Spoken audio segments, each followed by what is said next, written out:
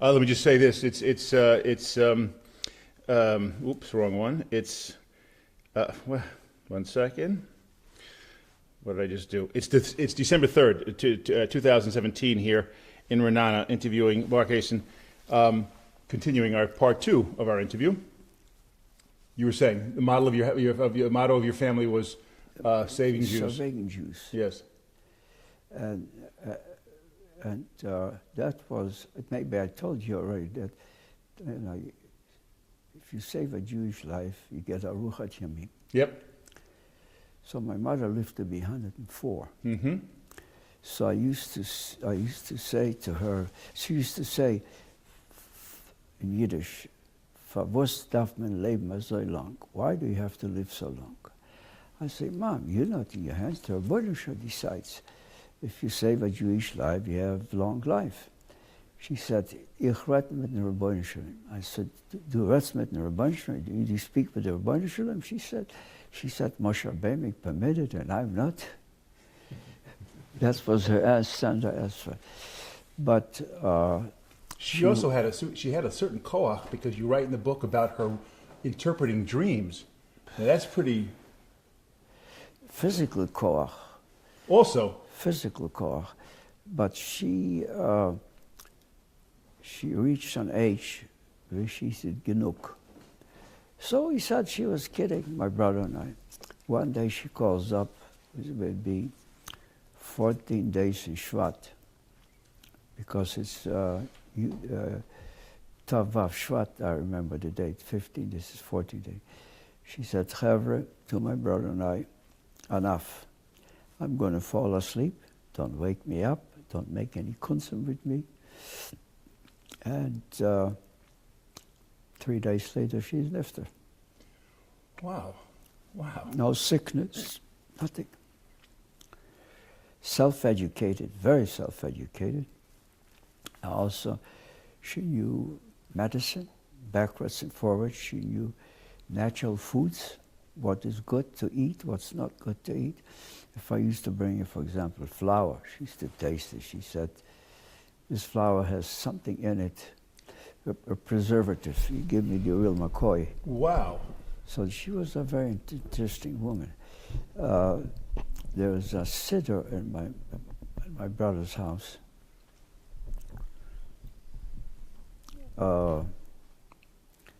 That she carried with her, hidden from the Soviets, which is only a miracle.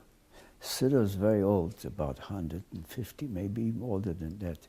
On the outside, it's a back thick siddur, because it's also a siddur for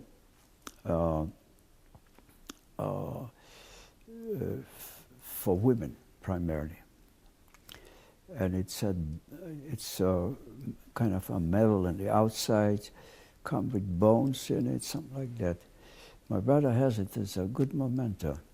She kept it. Are we recording? Right? She made a luach. My mother made a luach. Where? In Russia, Soviet Russia. And she made my brother, who has a very nice handwriting, she barely could find paper and a pencil.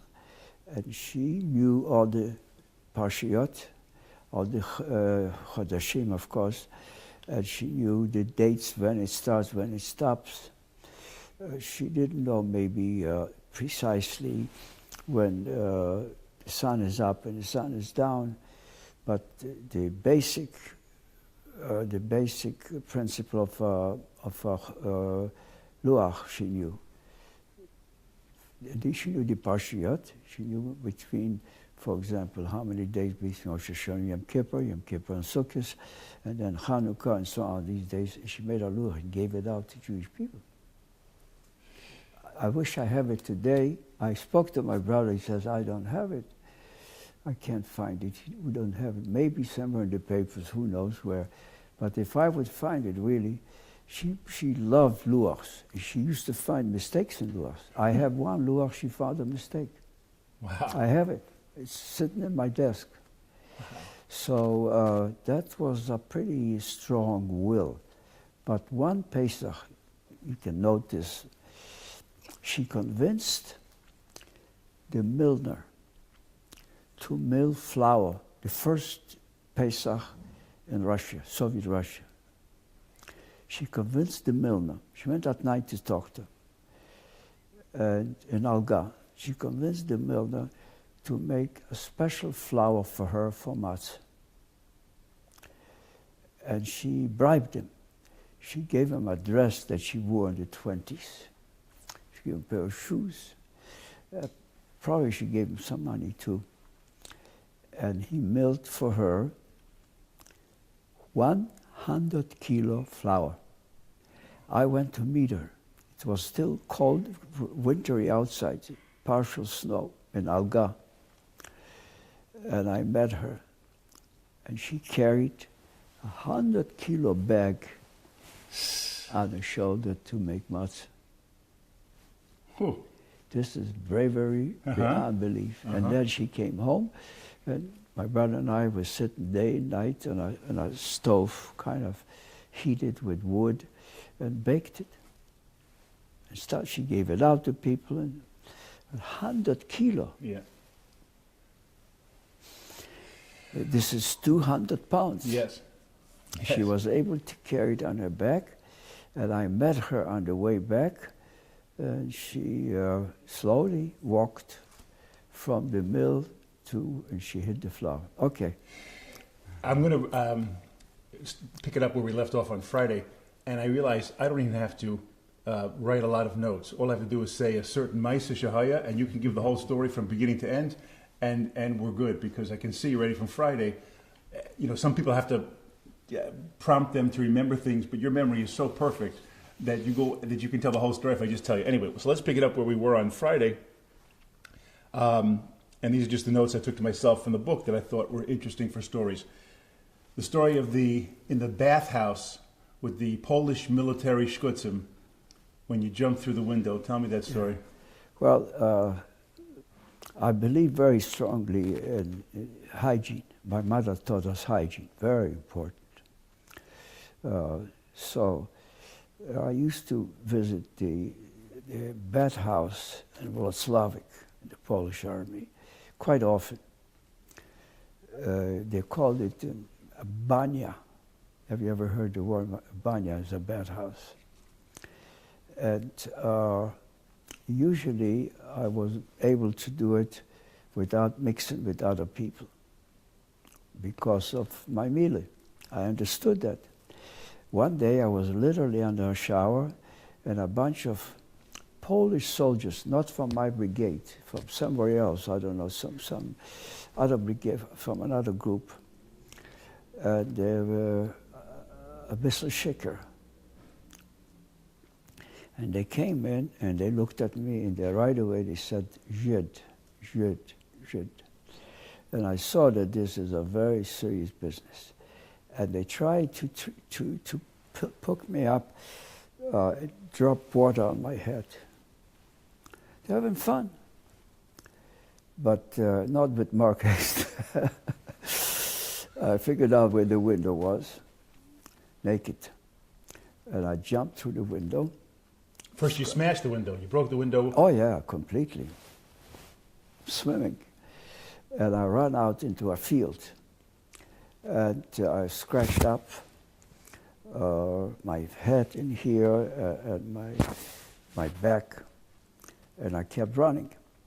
Far in the field, way there was a woman with a cow in the field, The cow was eating, and she saw me. She did. Later years, I thought maybe there was an angel. And she had a cover for her cow. One cow. The cow had a blanket. She took off the blanket, covered me up. This way I was able to come back to my brigade, clean up, and kind of relaxed. I went to look for her, never found her. This was in Wetzler. Maybe she was an angel. I've never found her. I went to see her. I went looking for her several times. I couldn't find her. So this is a story but you write in the book about the story that's when you knew that you could never, ever stay in Poland. Oh yeah, this was already ingrained in me, yeah. we already had big plans.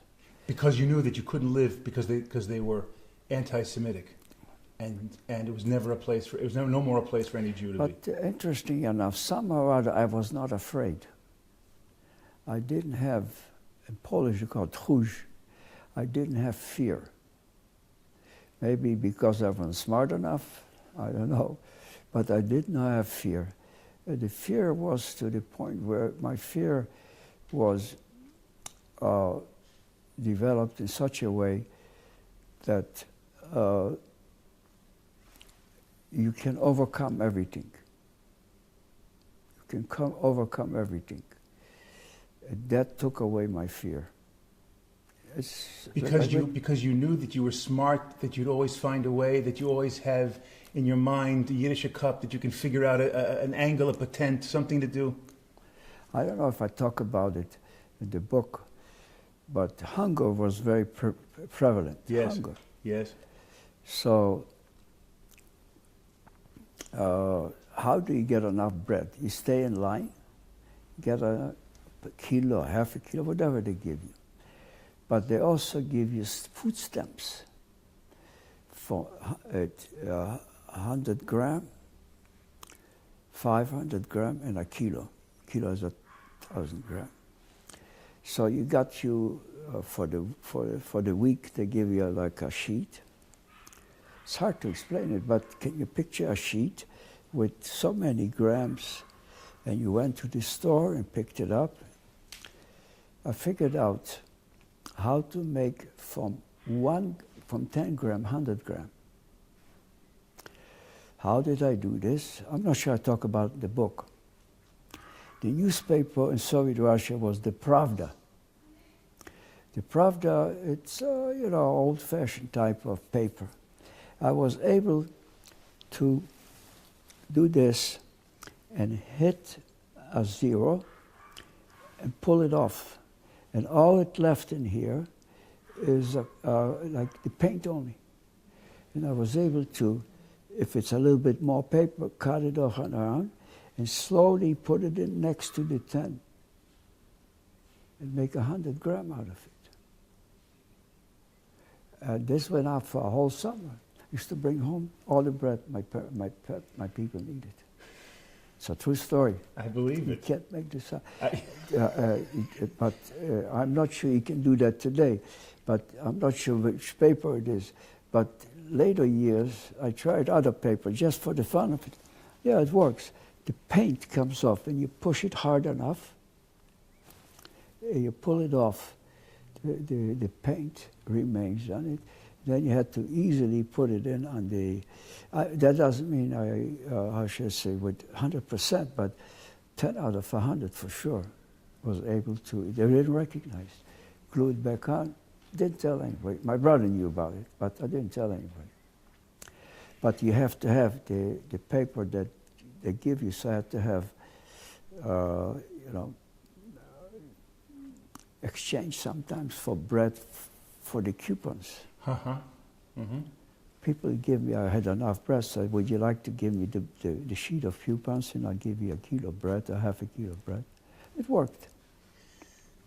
But this was, like I said, this was something, but only Pravda newspaper. No other newspaper. They had other newspaper, but Pravda Had a certain ink that was working. Yeah, it was pulled up with a little bit of the paper. Yes.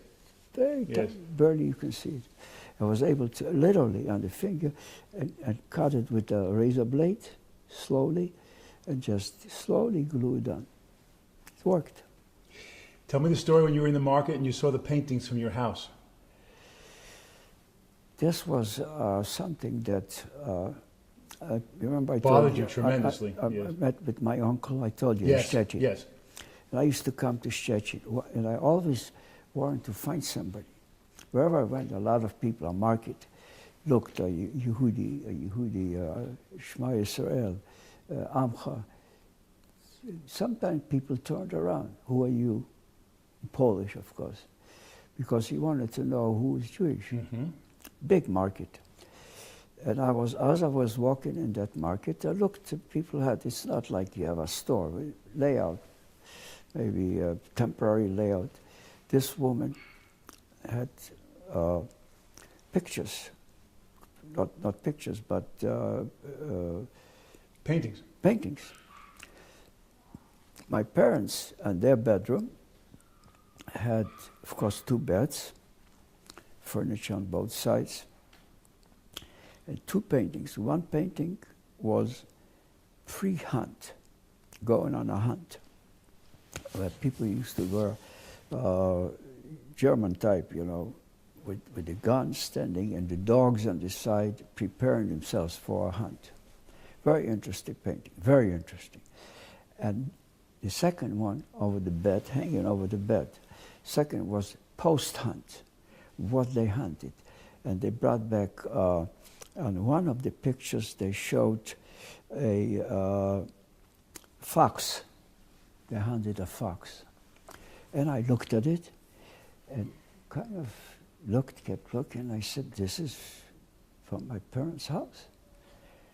And I asked the lady, she spoke German, says, was ist mit das? And she said, no, it's, she mentioned some zlotys, how much it cost.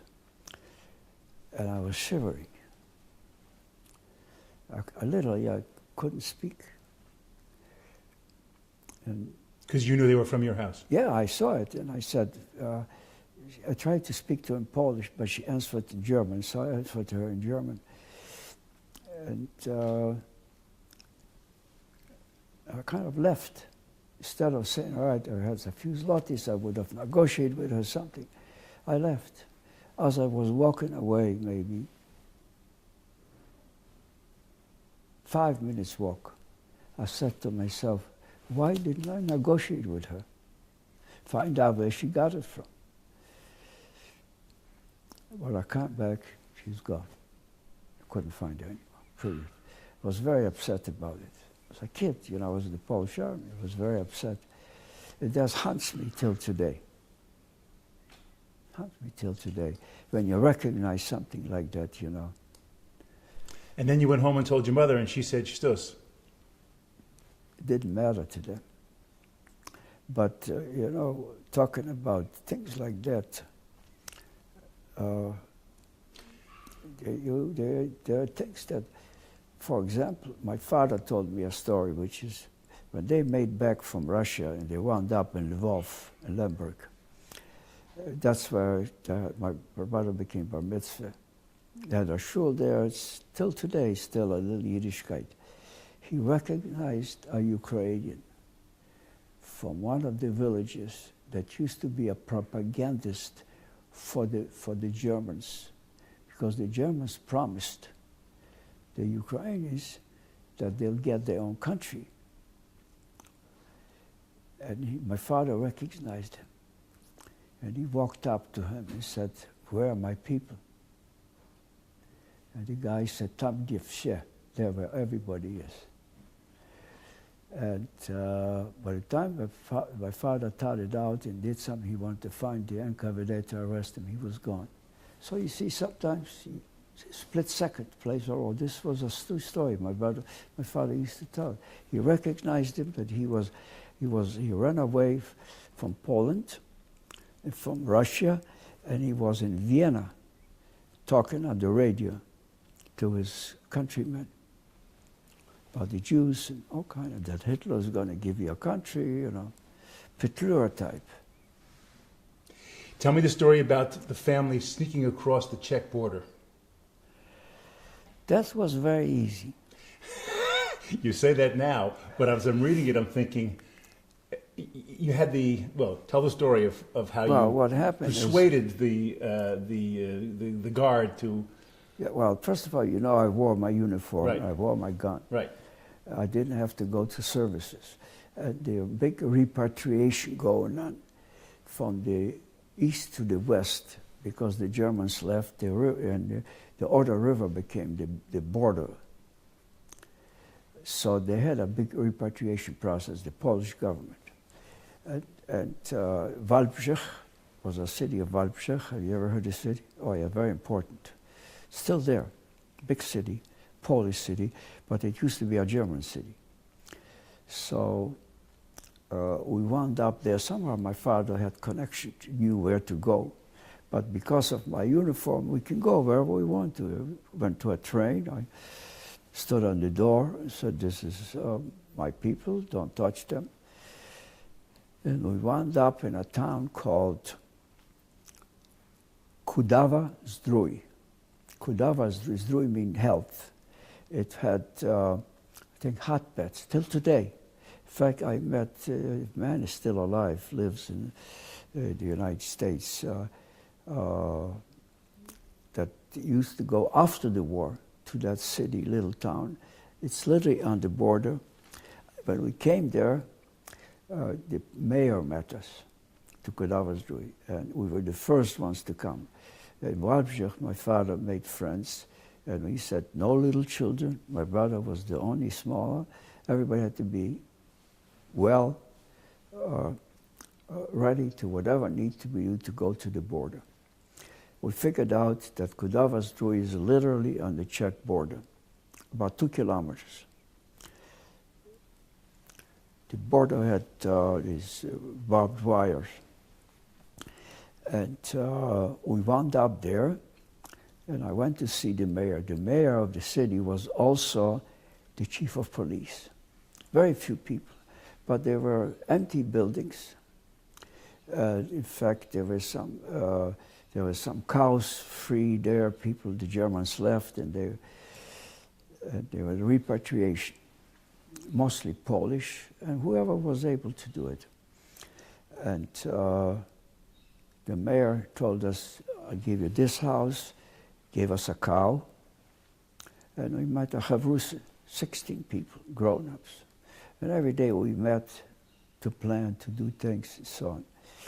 So they decided to go back to Wałbrzych, my father himself, to bring in some coins, gold coins.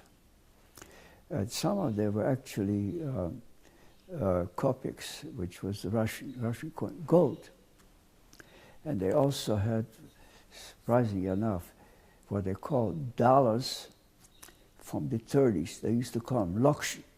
Did you know that? I just read in the book, yes. You said the book I'm talking about? Yeah, yes, I never heard that term. The dollars that were in the 30s. Somehow or other they found them, I'm not sure, people were hiding. So we came back, and now we had a sifa, get-together. I said, it's time to go. We already settled there, and the mayor liked us, and the police people, and the other people settled all over the place, but we had one in mind. How do we get to the Czech border? Because? Why did your father think that you needed to get to cross the border? You can go on just so long with so-called hiding. It's a form of hiding. What are you doing there? You're not going to the field to work the field. We just were talking all day about how to get out. But we also found out something interesting. Across the border, at that time today it's called Slovenia, but those days called Czechoslovakia. In the first months after the war, Czechoslovakia was a free country, not under the Soviet regime. And we found out two things, that the Bricha was working with the American government for every person that came across the border to gather them all up. Sure, it was true. We had information. Somehow my father found out this information. And I was in between and says, okay, let's go. When we go? Tomorrow, another day, another day. Finally, one day I said, Chevre, we got to go. And my father said, we gathered together. We found out that the chief of police and the mayor had a truck, a Dodge, that the Americans sent over. And it had an open back, and it could hold people standing up, not laying down or sitting down. We did all that research. I did all the research, and then we said one day, I said, the chief of police likes to get shaker. It's a good time to talk. Maybe not good, maybe yes, good, fine. I said, we're doing it. We knocked on his door. All of us, with a little pack on it and a pillow. And my mother was there, and there's several other women, husbands, young men. And I knocked on the door, and I said to the people, they're going to do two things. You have got to be ready, whatever happens. It could be blood too. You said that? I said it. Could be blood. Because I said, if this guy is not going with us, he's going to go bloody. We'll have to take him. But the problem was we needed another 3-4 kilometers to the border. And he had this truck, so this was the issue. But we organized it pretty good. And so I knocked on the door. He came to the door, Herr Verschlafen. I saluted him, you know, Polish way. I had my uniform, I had my cap. And he saluted back. He was in a house coat like. And I said, Panie, whatever his name was, sit down. And I took my gun, put it next to me. And I said, we are Židi. We are Židi. We are Jews. And we want to go to want us to open the border to cross to Czechoslovakia, which is Slovenia today. He didn't know what to say. He was shocked. I think he knew me who I was. And I pushed my gun next to me, and I took up a pekale of coins. I said, you have a choice, either this or this. Shook him up. I remember, never forget, shook him up. He came back, and he said, pack up. He dressed, got into the truck. I was in it. Not my father next to me, another fellow next to me. I had my gun next to me. He drove to the border, blew his whistle, and these Polish soldiers, what they call Grenzpolizei, Policja, Graniczna Policja, they call themselves in Polish, Graniczna Policja. And they came running with German shepherds on the side, and they're barking. And he said, open the door, open the gate, the road. They pushed the gate, and we pushed ourselves through. It was planned so that when we get up, the sun is already up, so they can see us. So we really planned like by the time I got to his house was about 3 a.m. And then the sun came out. It took a couple hours before we organized it, whatever it was. By the time we come to the border, so we crossed the border in the bushes. I don't know how long we walked, maybe an hour. The sun came out, and the Czech police came over, took us over. What we found out is the American government, together with the Bricha, was given the Czech police or the Grenzpolizei from $10 a head. We knew that something was happening, but didn't know exactly. They collected us. They took us to Bratislava, stayed overnight to keep going to Vienna. And that was our separate subject. How we got to Vienna is a horrible subject because we had to go through the Soviet-Russian occupation zone. So they told us, don't talk Yiddish, don't talk Russian, don't have any pictures where you throw away all the pictures. We had a lot of pictures in our suitcase because the Soviets, if they catch you, they're going to take you back to Siberia. And they were right. So we had to pretend we are Greek repatriates going with the train to Vienna, cross the Soviet occupation zone. And part of Vienna was divided 4 ways: French, American, British, and Russian. Then from there we became Platon. Just a second. It's just unbelievable. So from Bratislava we got to Vienna, from Vienna in Austria. This is 1946. Yes, that was the first time we wound up in what they call displaced person A camp. DP camp. Under the United Nations organization. Yes. That's it. It was Saint Marain. That's my next note. You talked about going from one DP camp with the family to another DP camp. One of them was in Hitler's birthplace. Yeah, that was Slicha, that was Brown Eye Amin. Right. That Hitler was, by the way, they changed the name recently. The Germans, it's now Austria, it's not Germany. But it was right on the border. Brown Eye Amin, we didn't stay there too long, maybe, but very beautiful apartments there. We wanted to get to the British, to the American occupation zone. Mm-hmm. So, Describe to me what it was like in a DP camp. The people, the situation, the scene, surprisingly the food, the clothing. surprisingly enough, the first camp in St. Marain were a lot of survivors from Theresienstadt and from Mauthausen, plus refugees from Russia, Poland. So it was a big camp. It was like military barracks. And the chief of the camp was an ex-American British soldier by the name Moshe Friedler. Moshe Friedler, I didn't know that for many years. He was the head of the Israel Bonds in Buffalo, New York. I found out after he died. His name was different, so I didn't pay attention because I was involved in the bonds.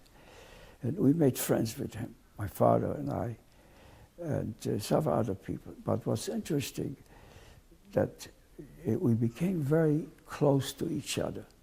We sang together, and there was one fellow, I'll never forget it. He was from Warsaw, used to be an actor and a director, and he organized a choir, and he organized also a Jewish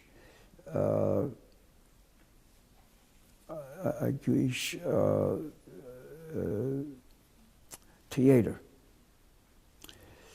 I want to think about the name of that, what it was.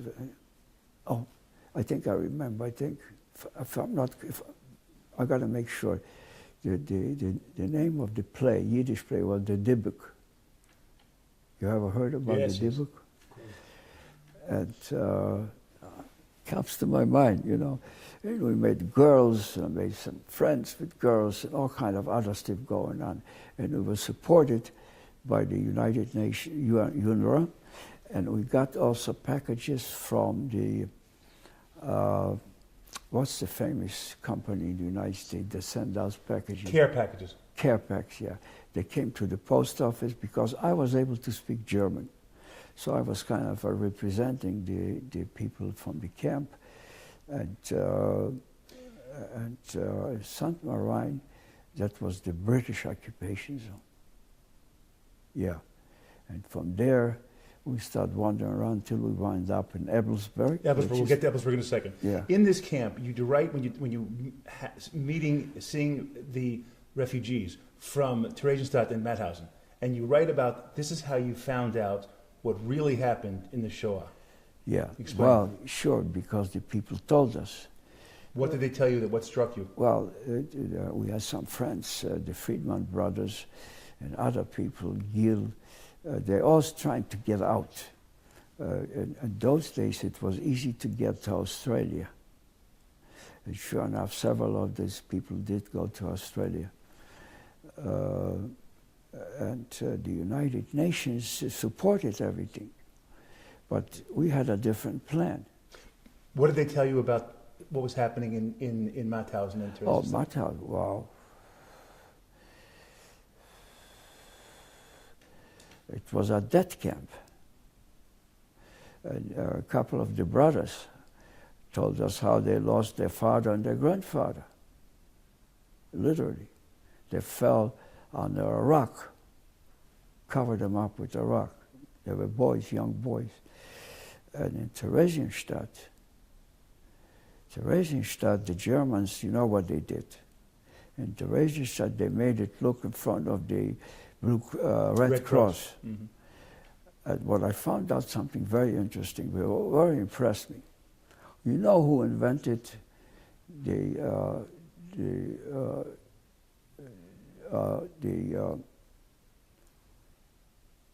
what do you call it when you have a headache?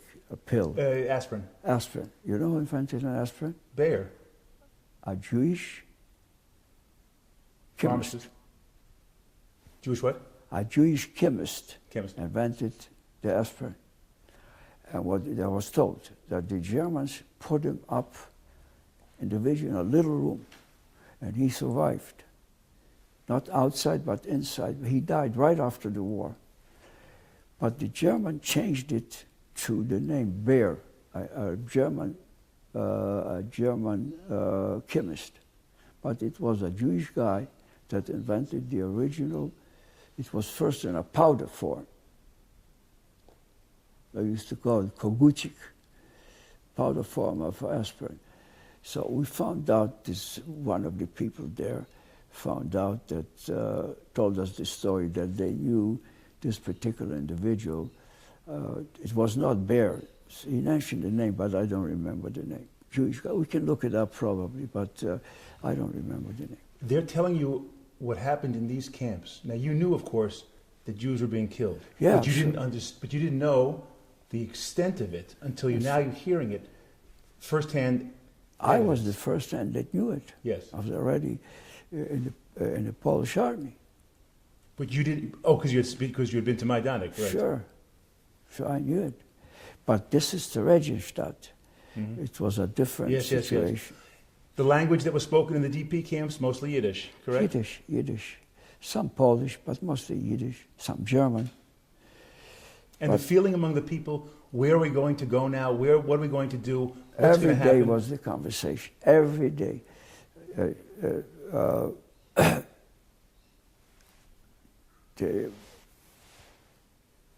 The guy that was from the United Nations became friends with my father.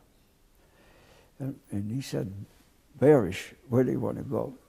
He said, I want to go to New York. I don't want to go to Los Angeles. I want to go to a 4-season climate. So he took out an American map. He said, there's Minnesota. That's a 4-season climate. That's where I want to go. That's how they wound out in Minneapolis. It's funny, but it's the truth. And okay, now you're in Ebelsburg, and you talk about becoming Ebelsburg involved. is a different camp, completely Yes. different. Ebelsburg used to be a big German camp, military camp, but not barracks, but real buildings, 2-story buildings. It had central bathing in the end of the corridor, and everybody got a big room. But we moved to Eversberg, but a lot of people came there from different areas, partisans, all kind of different people. They had a committee of directorate that represented the Jewish people there. It was more administratively correct too. They have a warehouse with food and all kind of stuff.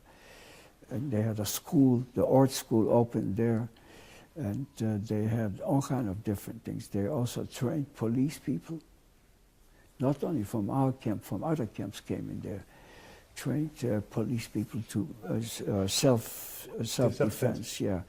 And this is not too far from Linz, outside Linz.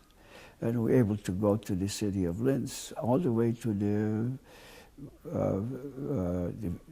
river, what's the big river? Rhine? Skip my mind right this minute. Okay. It'll come to me. And it was here that you started to become involved with Yeah, the Irgun. and that's where we organized ourselves, already organized ourselves to become part of Wetzler. Everybody in Ebelsburg was Jewish? What? In the camp. This was Only Jews. only Jews in this Only camp. Jews. They had a training station for police. They used to come from different camps, Ukrainians, Polish, but small groups, maybe 20, 30. They used to train them but they came to Ebelsburg to be trained. And that's why we had the big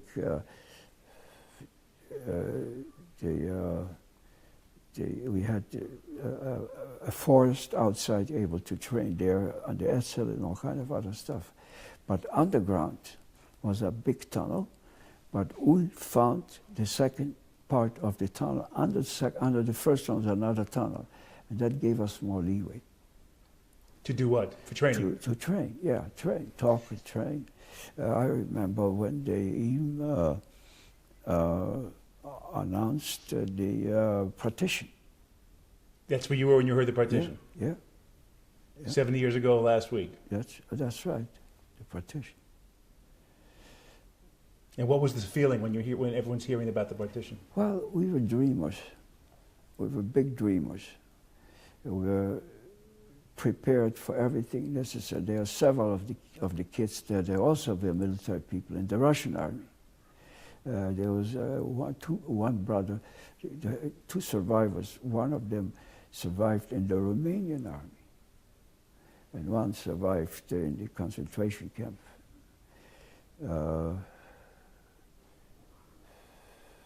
Yeah, I remember that. It was not. It was just the Etzel there, or also Haganah, the Palmach. No, nothing. Strictly Etzel. How come? I didn't know anything about Palmach. I didn't know anything about. Haganah. No, we knew about the Etzel, because we were fed with people that the war ended, and the Etzel came, or most of the people that were sent out from Palestine. You know, you remember what they call the hunting season. You heard Yes, about yes. hunting season? Yes, yes. They all sent out 500-600 people, big shots, including Yaakov Meridor and all these other people went to Kenya, Eritrea. They returned back to France, and they sent people to us from France to talk to us from time to time. How they came by train, it was easy to commute. So we had a very, but you know, interesting enough, the Etzel, although we figured it out very fast, there are 5 per group, but each one belonged to another group of 5, another group of 5, but they were not that big, so figured out very fast who's who. So we knew who was involved in that. Finally, when we figured out who was who, we trained together in a big group. I'd say probably about 40 people, 40 kids. They'll be able to train together in the woods outside, and gather guns and ammunition, all kind of stuff. I wouldn't be surprised still there somewhere. We couldn't take it all out with us when we went back to France.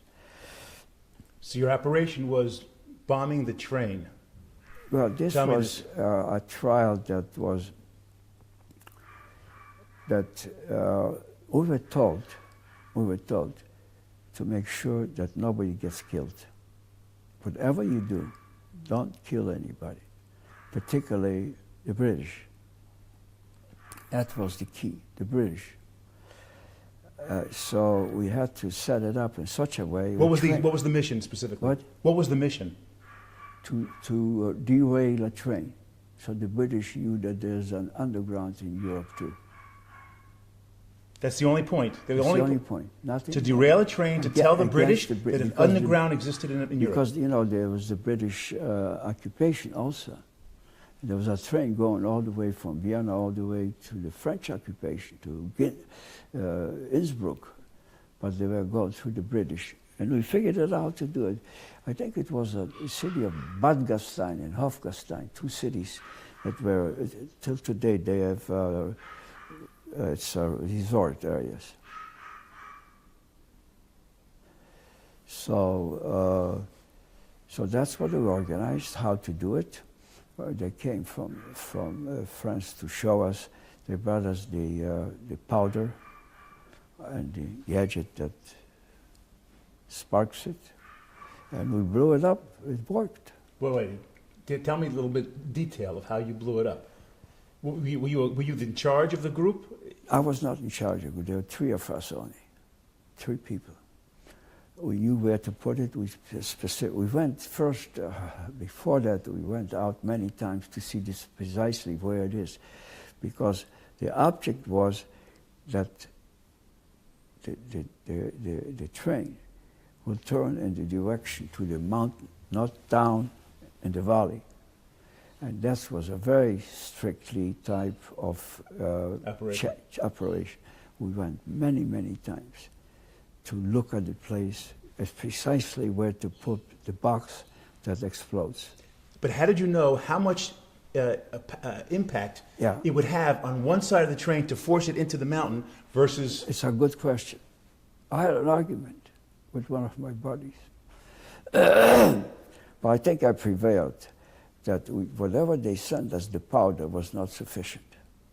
Because I showed them later, before that, when we see the real train going, I said, see, this is a heavy piece of equipment going. Heavy train load.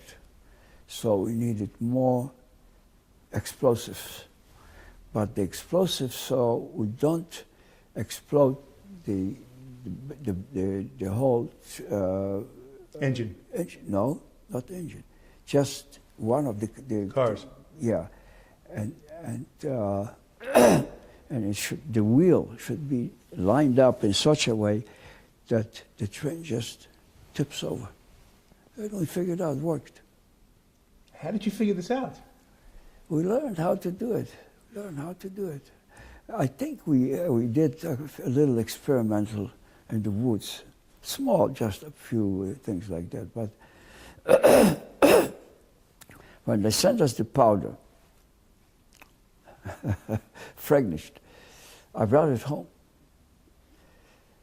for a few hours. And I said to myself, oy vey, chalva cholile. My mother sees it, my father sees it. So I had to put it back into a box that was made like a fruit box. And I buried it in the mountain there. So we went back and touched it and played with it, all kind of stuff. I wouldn't let anybody smoke around it. I wouldn't let anybody carry any matches around it or splinters, nothing. And then one day we said, we go. And we figured out the timing was very important. How long, we measured how long the train goes on that side of the mountain. We had the time on it, so because to set it up, we needed to know how long time it is. So it was a big operation. And you lit the fuse and you ran. And ran, that's it. One of our fellows got stuck. How? He was running away, and the Austrian police was chasing him and got wounded. They arrested him. So two of us through the whole story, and then I had to go, the second part of the story, I had to go figure out where he is with the British, but that's a separate story. Yes, I read that, It's a separate story. Yes. And I never saw him before, but he became an officer in the Israeli army. But he somehow wound up in Israel, not on the Altalena. And I think he has some mishpochet there, and people that... Okay, now we're in spring of 1948, and you're by the Bremer Pass. Yeah. And the Haganah is smuggling Jews across into Italy. It's a horrible story. And a mission went sour, yes. Again, the idea was don't kill anybody. And one of the guys was a survivor from the Warsaw Ghetto, a young guy.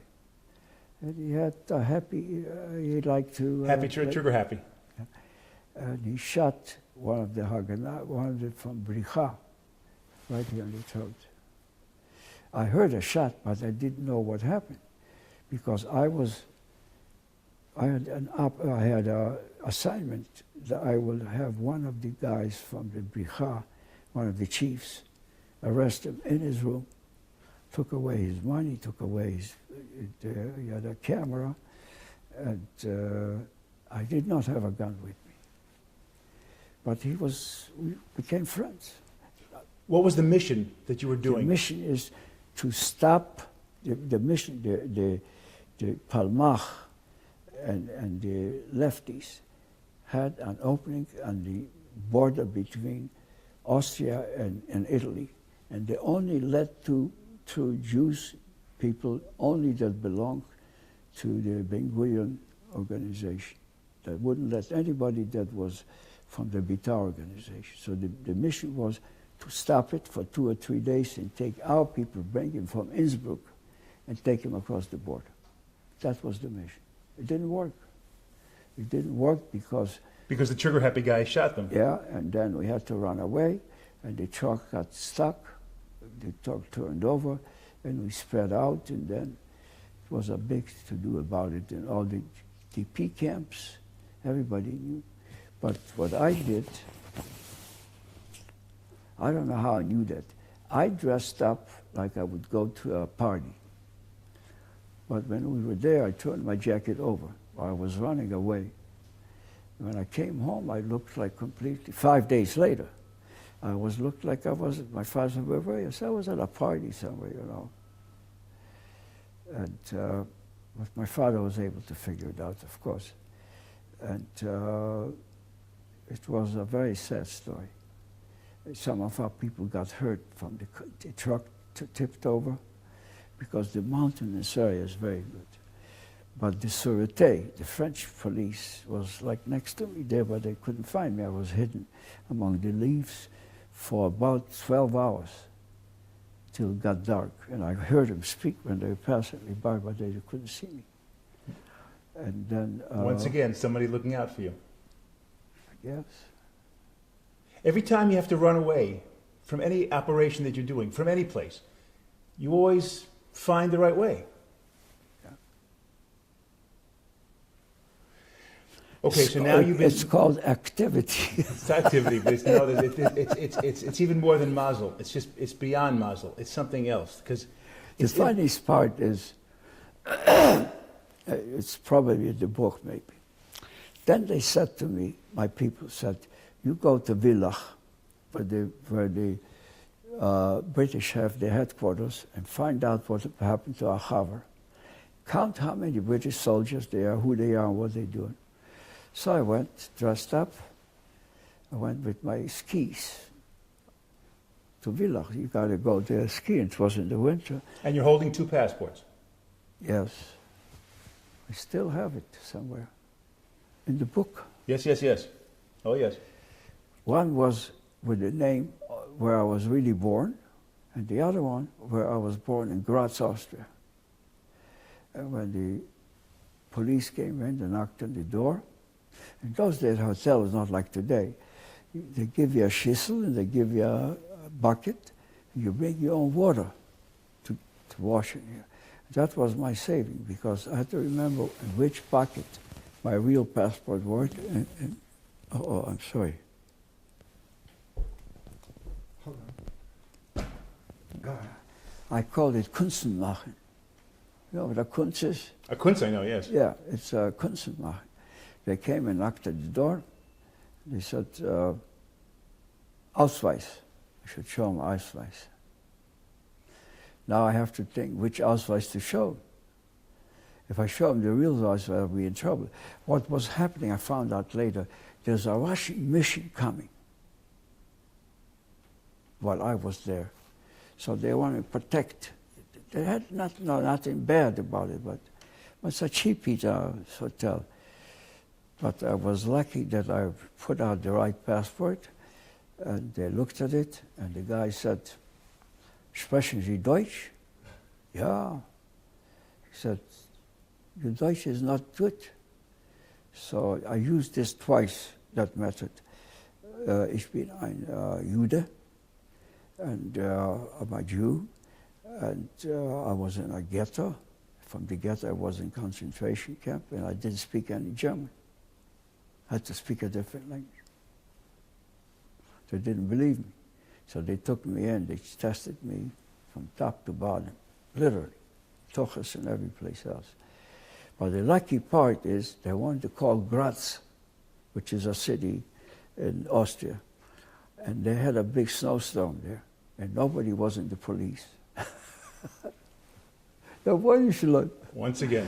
And they couldn't find out who I was. I said, yeah, I'm a Jude. You see, when you said a Jude, it's kind of, they understood what I was talking about. In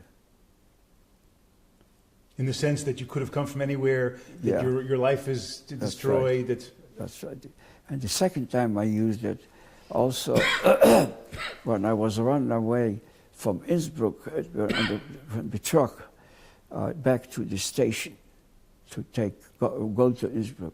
And as I came to the station, at night, and the head of the station was walking around with a lamp. He saw a guy walking, and he said, "Was machen Sie?" I said, "Ich möchte fahren nach Innsbruck." He didn't like the way I spoke. He invited me to his house. He treated me with coffee and cake. I'm not kidding you. And he said, "Tomorrow morning, I'll take you to..." And same thing. "How come? Your Sprache is nicht Deutsch." So I told him I was a young kid. I was in concentration camp, all kind of stuyot. And he believed me. In the morning, he took me to the railroad station. And in the railroad station, about 15, 20 kids were already there on the train going to Innsbruck. They got it from a different area. And in Innsbruck, we made a decision that we were not going to announce who we are. Anybody who's going to threaten us, we kick him off the train. Because they came, they knew what we did. Okay. Okay, now you made your way to, okay, at the time the Irgun headquarters was in Paris, and they're teaching you how to fight. Yeah. Right. And then you're going to Paris. You were on a convoy down the Champs-Élysées to Marseille to get onto the Altalena. You remember this? Yeah, the Altalena was purchased in the United States right. by several people, including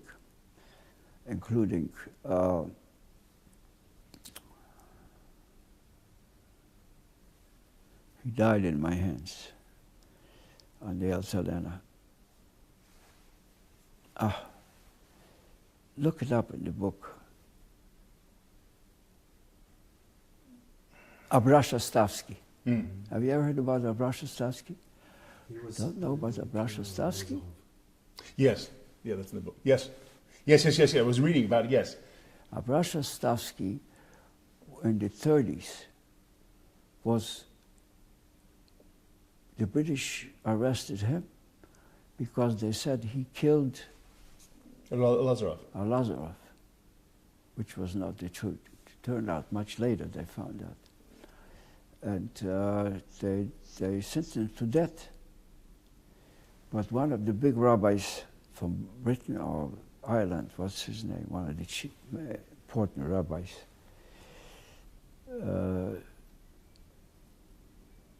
Very famous rabbi. I don't remember his name. He had a big yeshiva in Yerushalayim.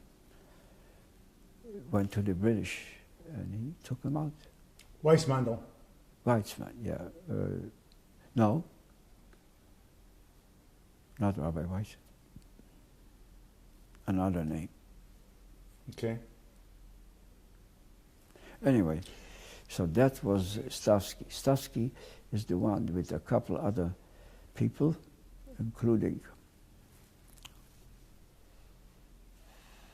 what's the name of the guy that runs J Street now? Ben-Ami? Ben-Ami. Ben-Ami's father. Can you picture? Wow. Ben-Ami's father came back to the United States. He was also with us on the Altalena, coming back. And he wrote a book.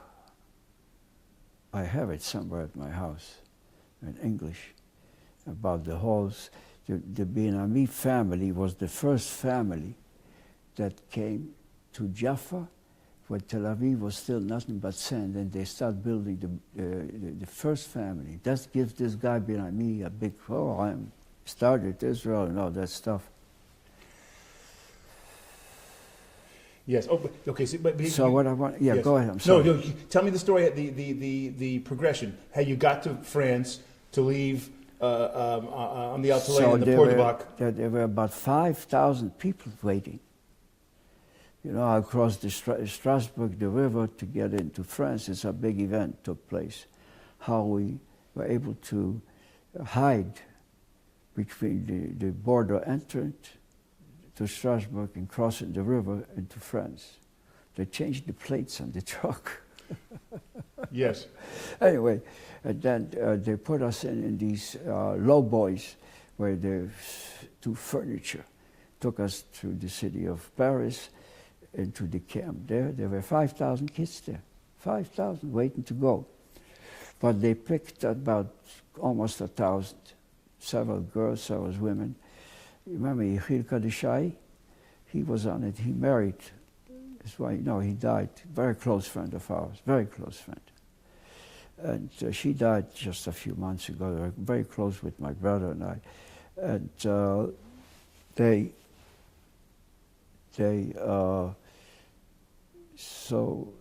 While you're in France, by the way, May 15th, 1948, you're in France. That's just before the country started. They announced the country, just before. What do you remember about that day? Well, it was very famous.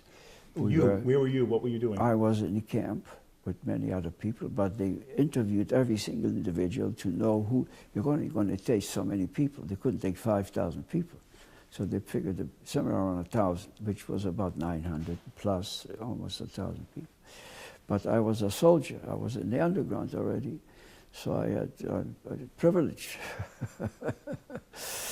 Several other people there from France, from Belgium, from Canada, from Romania, from Yemen, kids. And they picked those people to go into the Altalena. And it was, we were ready to go. We came for that purpose. And what are you thinking? What are you feeling? What is everybody talking about? That you're getting onto the Altalena to get on a boat to go to Palestine. Well, now it's Israel. They trained us also. We had we had a lot of guns and ammunition. We had British guns. That's what they trained us. Big rotary type of guns. They trained us to speak Hebrew, also to speak Hebrew, and they prepared us for soldiers in the military. Not quite, but pretty close. But we were already trained to a certain extent from the underground, from the Etzel.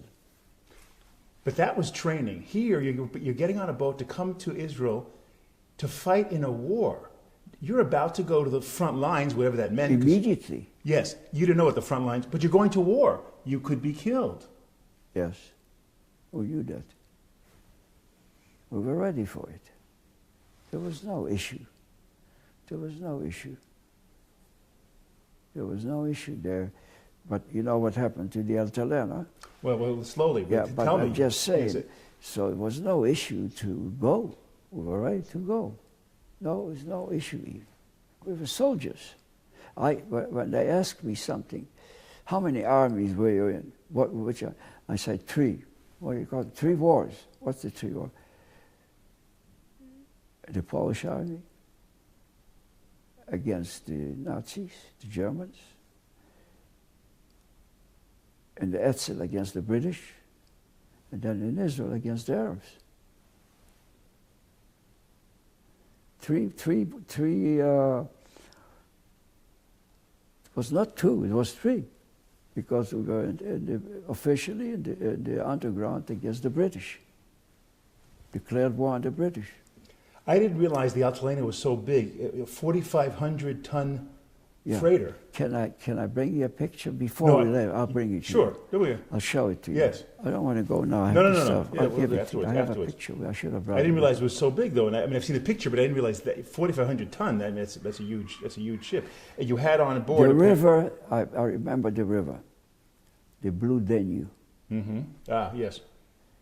Menachem Begin used to call the bloody Danube.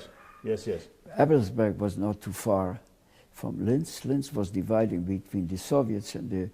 So when my mother used to say to us, "Don't go by yourself. Take some. If you fall asleep on the train, so you don't wind up in Soviet Russia." That's what we were going together. But I forgot the river. Yes. So on the Altalena, you write 5,000 rifles, 250 guns, 5 million bullets, 5 tanks, tractors. You knew all this stuff was under. 100%. 100%. We knew everything. We looked at it, touched it. I've seen people kissing it. I've seen it. Yeah. The people there getting on the boat were kissing the arms? Yeah, yeah. What happens, we went in Marseille first.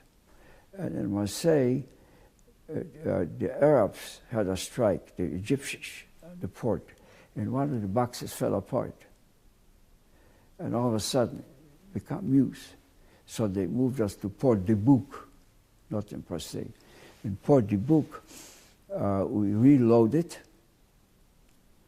And, you know, it wasn't supposed. Yes. People asked, how do you do it? There was one fellow from the underground. I'll think of his name. Shmuel Katz? Not Shmuel Katz.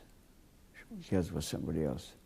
He was arrested by the British in Jerusalem. He later, I'll think of his name. They held him in jail for many years. For many months, the Israelis kept him in jail. And he navigated a small little boat with the Israeli flag. I don't know who was with him.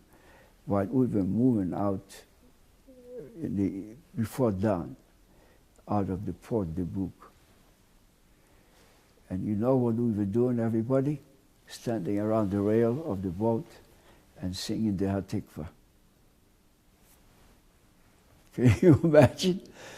While he was saying goodbye to us when we left the Port de Bouc. Literally, everybody was standing up from end to end. It's a big boat. And standing there and singing the Hatikva. There was no other music, nothing. And this guy with the little boat waved to us in the Magen David flag. I'll tell you his name. Very famous. I didn't bring with me. I have a lot of, not pictures, but documents that shows me in the Israeli military, shows me on the Atlanta signed by Menachem Begin, all the medals. I have them in Indianapolis. I didn't know. No, it's fine. It's okay. We'll be seeing each other again. Tell me about Shmuel Katz and Eliyahu Lankin and the failure of the communication. Lankin was the captain of the group on the ship. The captain of the ship was an American. Monroe Fine. Fine, yeah. He was from Chicago originally. He was in the war in the American military. Brilliant man. He never lost his. You know, he got off his rocker for many years. Never. But Monroe Fine and a lot of notables. There's a whole story of that Begin didn't want it to leave yet, but Shmuel Katz said go. Well, it was a kind of, first of all, Shmuel Katz said to go.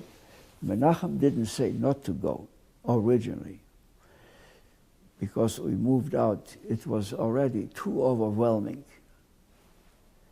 You know what? I call it a comedy of errors. It's a comedy.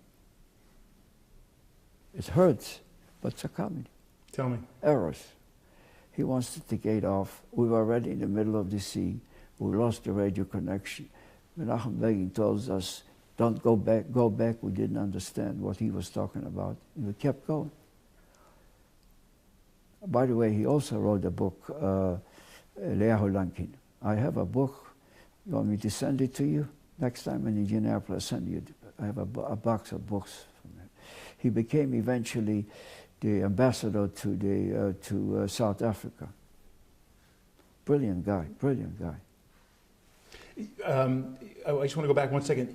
In the book, you're describing how the agreement was made on June 1st of 1948, basically dissolving the Lehi and Etzel and becoming one unit, the IDF. But you said it didn't include Jerusalem. Well, this was the politics between Yes. Menachem Begin and Ben-Gurion. Ben-Gurion. Menachem Begin said to Ben-Gurion, there was, again, it's a comedy.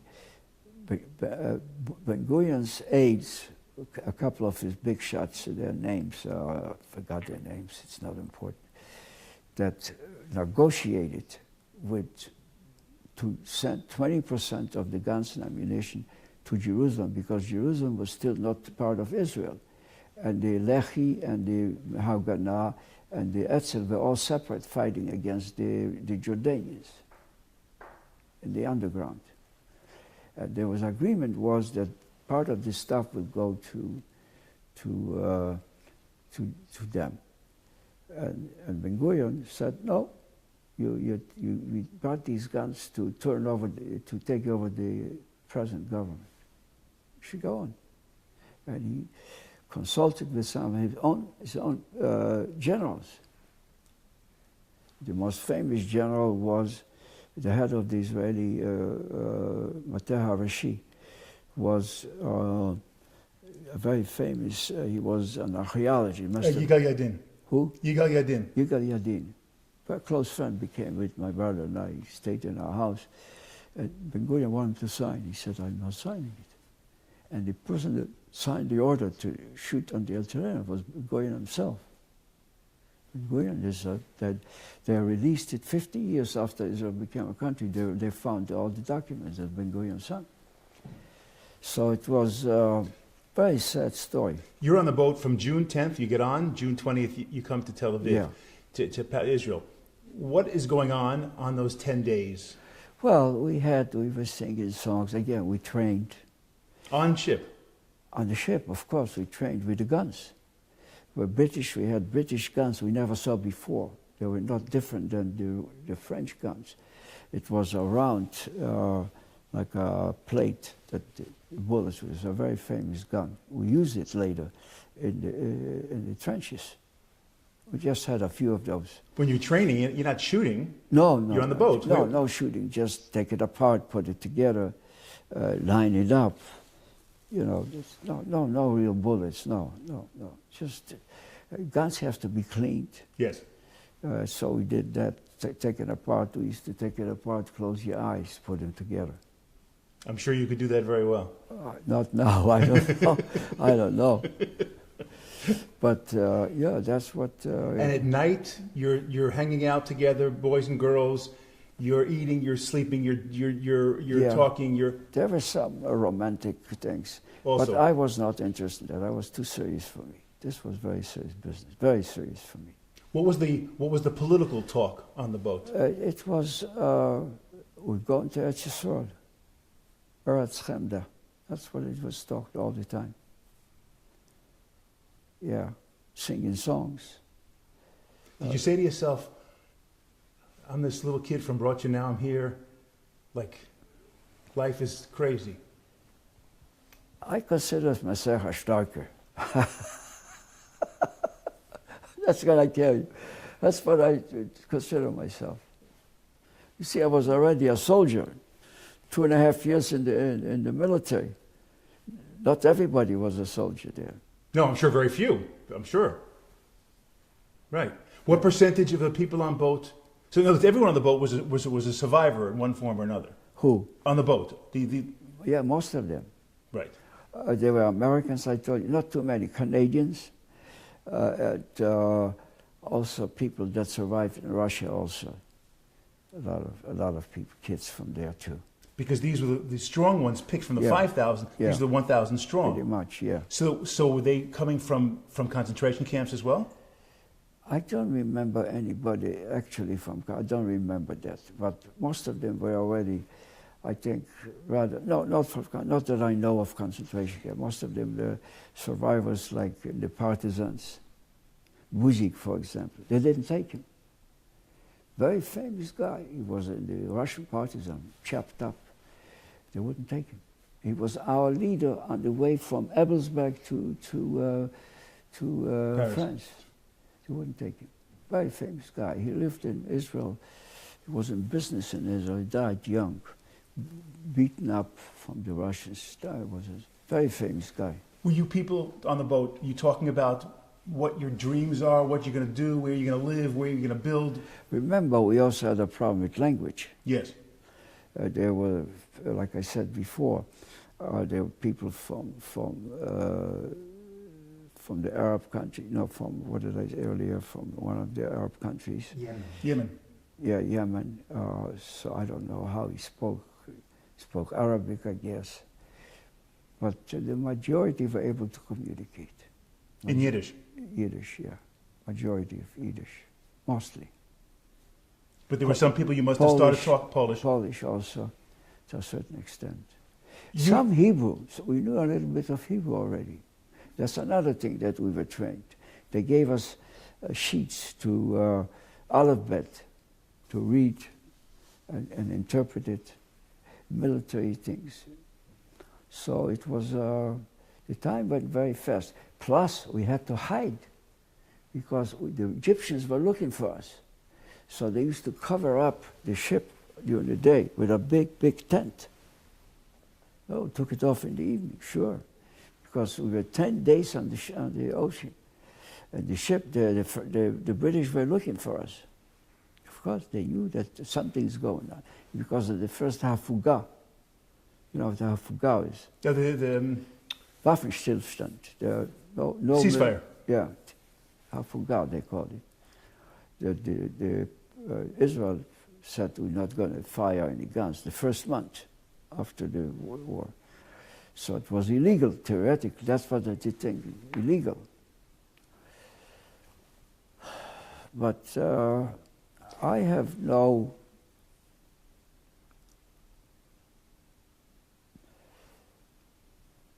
I'm going to say it. First of all, I don't believe Ben Gurion established the State of Israel.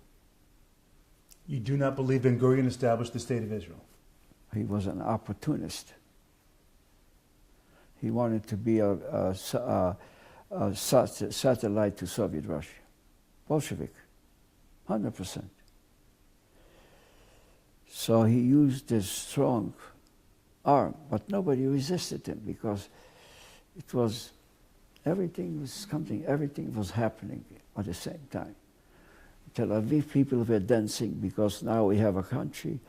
The Arabs were shooting from this direction. So it was everything for Drake. So really, he was not responsible for establishing. You know what's the most, in my opinion, was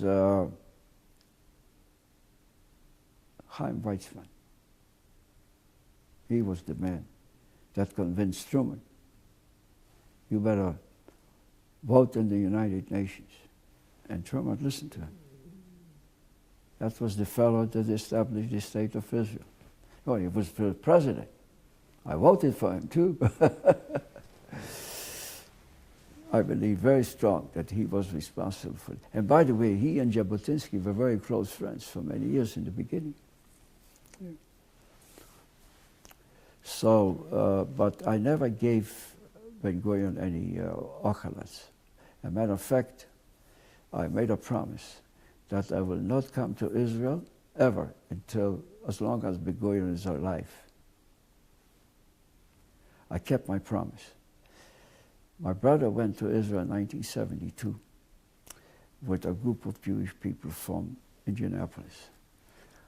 He has a picture. They went to Sde Boker. And I said, Hart, why do I need this picture? He said, I'll show you the picture purposely, because when you are felt, Ben Gurion is completely chosodei. So I spoke to somebody about it. I said, by the way, only choshev kimes. In other words, chosodei guy is almost like a dead man. You can go to Israel. So 72, I picked up my ganze mishpucha. We traveled to Israel the first time. I was very anti-Semitic, so-called. I don't mean in the sense anti-Semite, but anti-Ben Gurion, very much.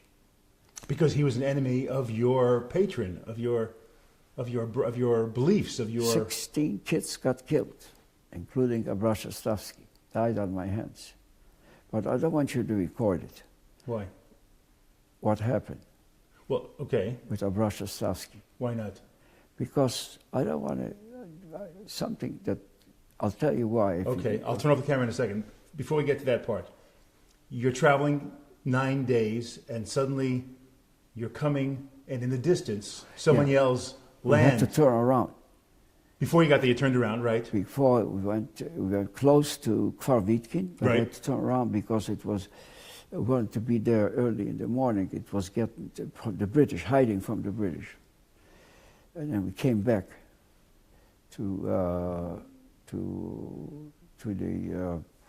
came back to Kfar Vitkin. We unloaded us, all our suitcases, what we had, and the ship decided, Menachem decided to send the ship because there was a big disagreement between the Yaakov Meridor was at that time and several other between the Ben Gurion, and Ben Gurion said no, you got to hand everything over. So the ship went back to the ocean, and they had a few frigates passing them until. So they decided to land Frischman Street.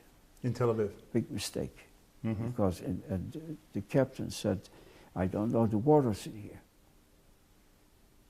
And he got stuck. You got couldn't get stuck, out. right, right. That's that. Back up 2 days.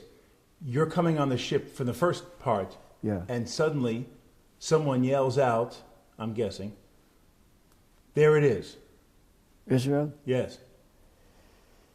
We knew it's happening. Yeah, because No, you're coming towards towards shore. yeah, but also something important. We had signal, what they call signals. Yes. Where we are, and we already knew we were close. And you looked at night that, they have these signals on the ship. Yes. That's what they told us where we are. And we're sitting there on top and wait. And then you see the lights. Yeah. What do you- what's your- signals, the ships. Seismograph. Yeah. And you see the signals, you see the lights of Yeah. Israel. Yeah. And you're thinking, Here we are. I was very excited about it, very excited about it. I never dreamed that's going to happen, something like that. Never even had a split second thought that we're going to get stuck. We didn't want, like I said, we didn't get involved in the politics of it. We were just soldiers. and the people on the ship are screaming and crying and what? No, not yet. After the shooting took place of the ship. But we were unloading, could go to Kfar Vitkin. And then the ship went back to the ocean, and the next day, this whole thing happened. We came running. How'd you hear about it? What? Yeah, of course we You heard the shite. used something that right away. It was used from the radio, I guess. I came running. The ship was burning. So I went on to back and climbed up there. They wanted to kill. We know now that Goya wanted to kill Menachem Begin. We know that, but he was not successful. We protected him. It was a sad story.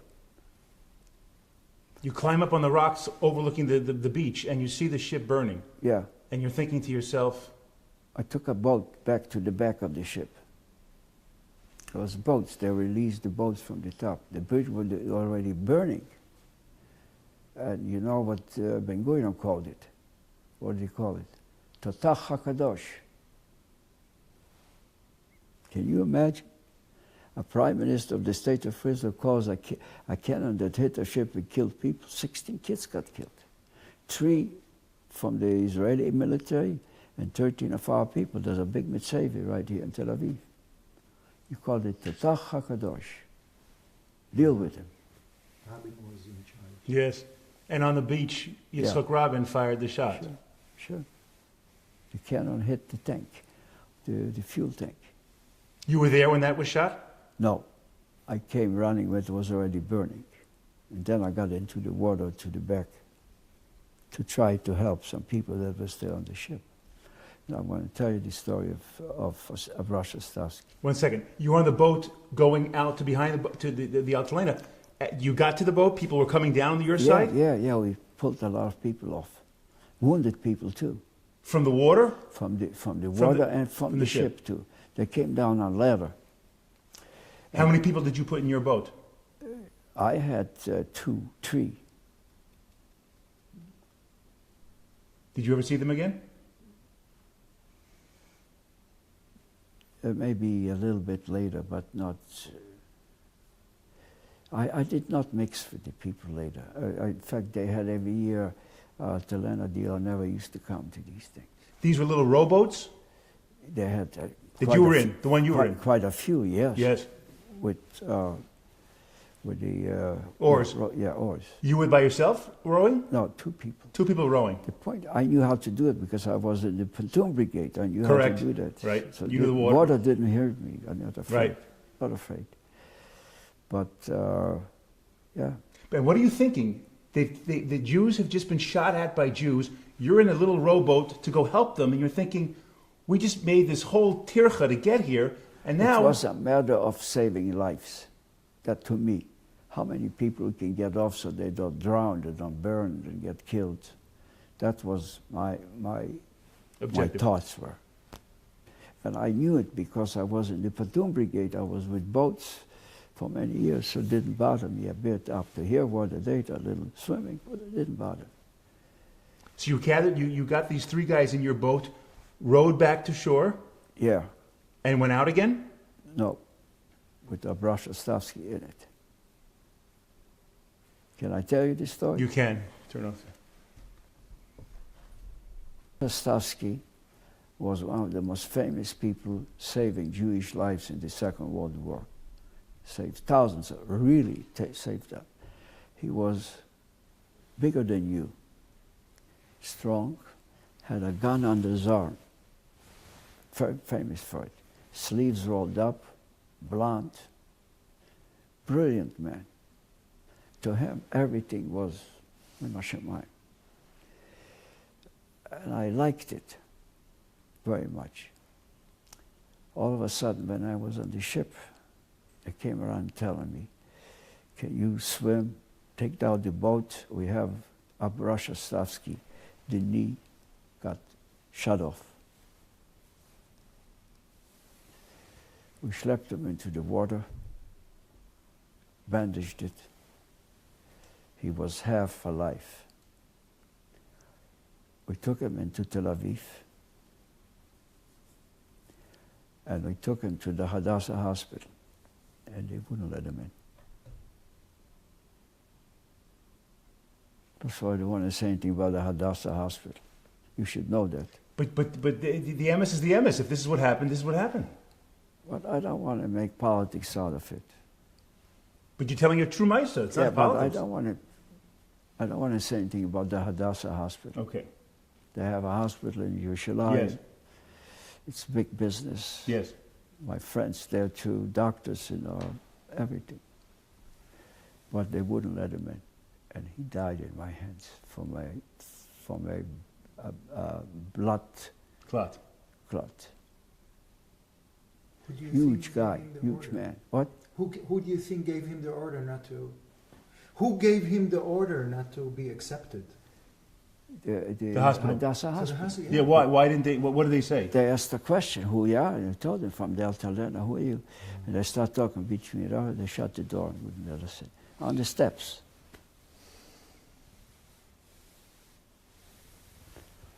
I never carried anything against the Hadassah hospital. My wife gave him money through the years. Okay, so. But I'm just telling you, Yes. I knew his wife. Mm-hmm. And she didn't know what happened exactly. And we were once at Menachem, the Prime Minister's house in Jerusalem, Menachem Begin's house, the Prime Minister's house. And I met her the first time. And I told her this story. She flipped. But she left, she was, later she moved to the United States, she remarried. She was in the art business. I met her several times later. It's a true story. Mm-hmm.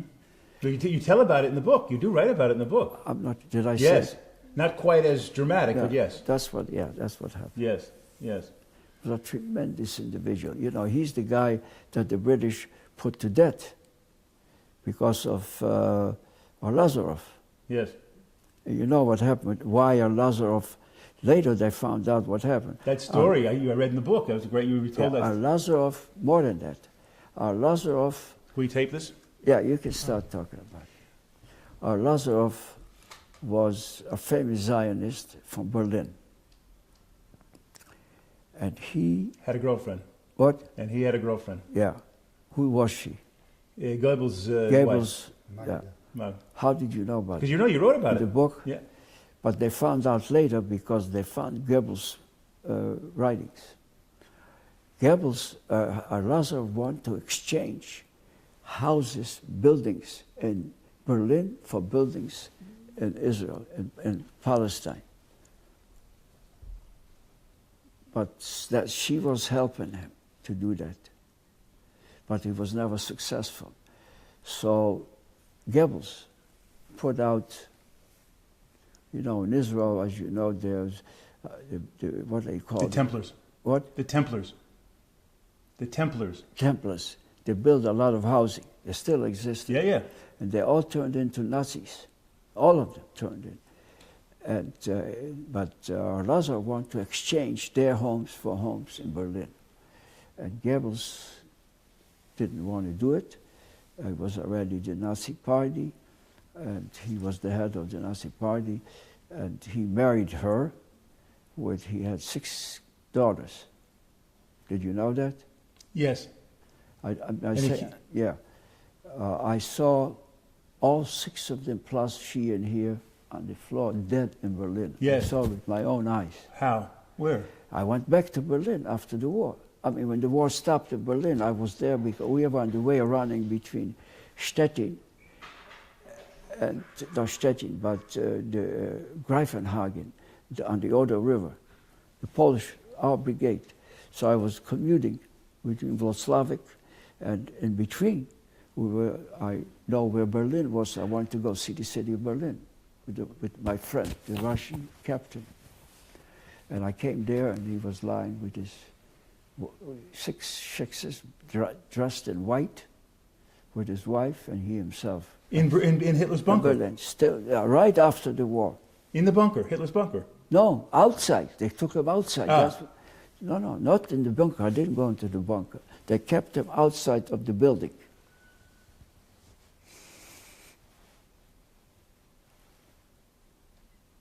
Wow. I was schwitzing. I remember, never forget it. I didn't spit. Some soldiers pressed through and spit on it. I did. Why not? Not your minute. I didn't want to use my koyach on them. Didn't need to. I guess. Not interested in this. It was, I actually, what I wanted to see, the reason why I wanted to go to Berlin, I wanted to see Hitler dead, but I didn't have a chance to do it because it was not enough time for me. I had to travel between. We tried, what happens is, anyway, never mind. That's No, it's good. What happens is our Polish brigade is supposed to build another bridge in Greifenhagen, which is all the way across the Oder River, before Stettin, before Gdansk there. And by the time we got there, dragging pontoons, 50, 60, 70 pontoons, it wasn't that simple. The Russians built their own bridge, so we didn't need to do it. So we came back to Wrocław, that was our base. That's what happened. I was thinking, when you met Menachem Begin years later, and you said to him, you were a kid then, but then you were an adult, and you said to him, I was on the Altalena. You must have said that to him. Yeah. What did he say to you? I don't remember he said anything special, nothing. He didn't care, as far as I know. First of all, I don't know if I said in the book, Menachem was the closest friend of my brother and I in the United States. The closest friend. Every time he came to the United States, he first came to Indianapolis, stayed with my brother. In fact, he was the son, they got my brother's sons when he was born. Josh, he lives here in Israel. Yeah, I know Judge. And then he came, when we started the Hebrew Day School, he came, gave us a Mishberach, you know, in Indianapolis. So I have a lot of pictures with him and a lot of friendship. And I can tell you one thing, that this man was one of the most honest people in the Israeli that I ever knew in terms of politics. I can tell you stories, unbelievable. Do you know the story? Maybe you know, maybe it's now historical.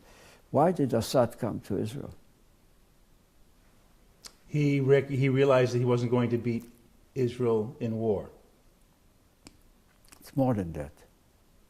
It's much more than that. The Surete, not the Surete, excuse me, the Israeli,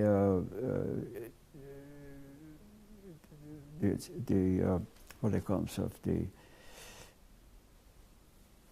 Israeli Geheimpolizei. What do you call them in Israel? Shabak.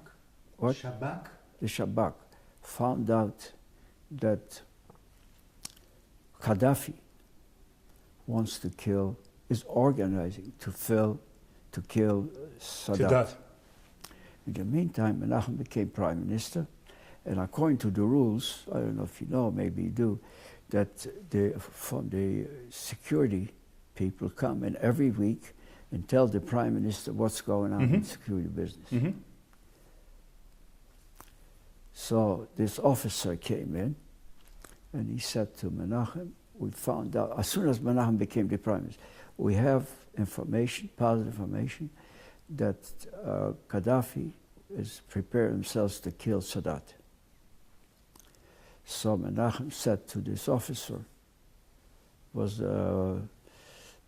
not a captain, but a colonel in uniform. And he said, Menachem said, okay, thank you. We'll talk about it later. Next week he comes in, another report says, Marbegin, we know this is getting close, that Gaddafi wants to kill. So Menachem told me this story. He said, so I said to the officer, what do you do with it? Well, he said, we always send this to the Americans. He says, hold it. What are we going to do with it? Just hold it. At that time, Ceausescu, the president of Romania, was a big mamzer, and he got $2,000 for every Jew he let out. Did you know that? You remember that story? Oh, yeah, it's very famous in the history of Israel. They brought in thousands of Romanian Jews, including their chief rabbi. I know there's a large aliyah from Romania, yes. $2,000 for every Jew he let out. So Menachem had a very good relationship with Ceausescu. Ceausescu, the Romanians themselves killed him. You know the story. By the end, was a ganef.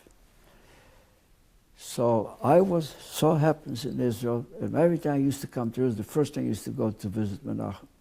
Even after his prime minister, my wife and I used to go to his house in Jerusalem Forest. That's he had a yes. His house is right by the forest. That's right. We used to live in Beit Vegan, so it's very close. Mm-hmm. And so Menachem said, so of course.